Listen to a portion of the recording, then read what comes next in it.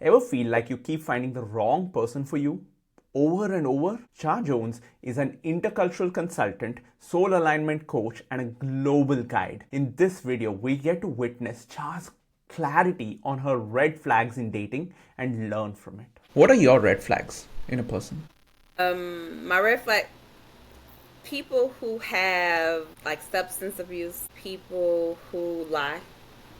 I cannot deal with a liar to save my life. Just people who have addictions in any way, shape, or form. I'm not dealing with those. People who are not consistent, that's a red flag for me. Like, especially early on, like, what are we doing here? Yeah.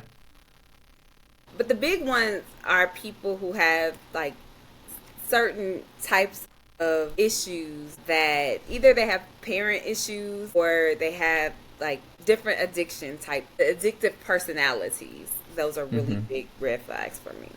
Yeah, yeah. And everything you were just speaking about is kind of reflective of the story you just mentioned a little bit before. It's when people words don't match their actions. And they have the words they present and then you wait for some time and their actions are no longer matching with what they said they were. And it seems like that's I mean, and what would that take? I'm sure they can.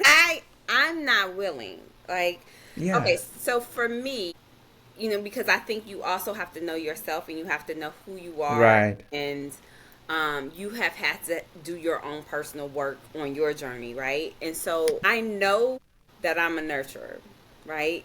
And for people who have addictions, that is like, oh, hey, I see you. I want you in my life because I want to draw from the nurture of in who you are. And so it could be very manipulative. And I come from my background in my childhood, and I guess you could say childhood trauma is around I have a parent that has a mental illness, right?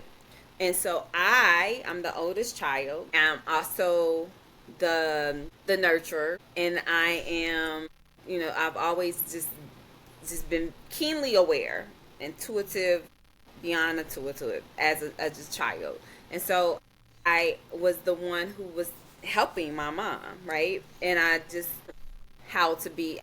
I think that's just who I am as a person, period. But I think I also learned to just be very nurturing, and I could tell when things started to shift. And so early on I realized, okay, I'm attracting all these people who need me, who want they want to be coddled in some way. Maybe they have an issue with their parents or their mother, and they are attracted to the fact that I am a giving person, right? And so I had to be like, wait a minute, this doesn't feel good. Because one of the things I realized early on is I don't want to take care of anybody out of obligation. And I don't want to be in a relationship out of obligation. And so it doesn't feel good to be in a relationship that is lopsided in any way, shape, or form.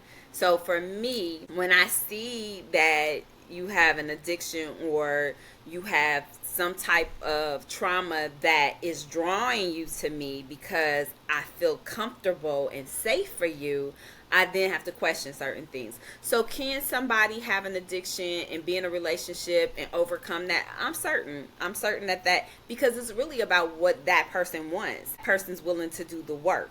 And I think that and I've seen it, that people have gotten in a relationship with the right person, and that person was their safe haven and allowed them to do the work, and they were willing to do the work with. I'm not willing. I'm okay with, I've done my work.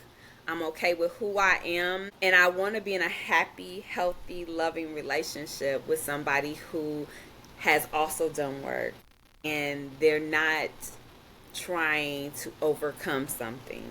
And so Yeah. I have to send love to people that I may be attracted to, but I also have Yeah. to understand where the attraction lies.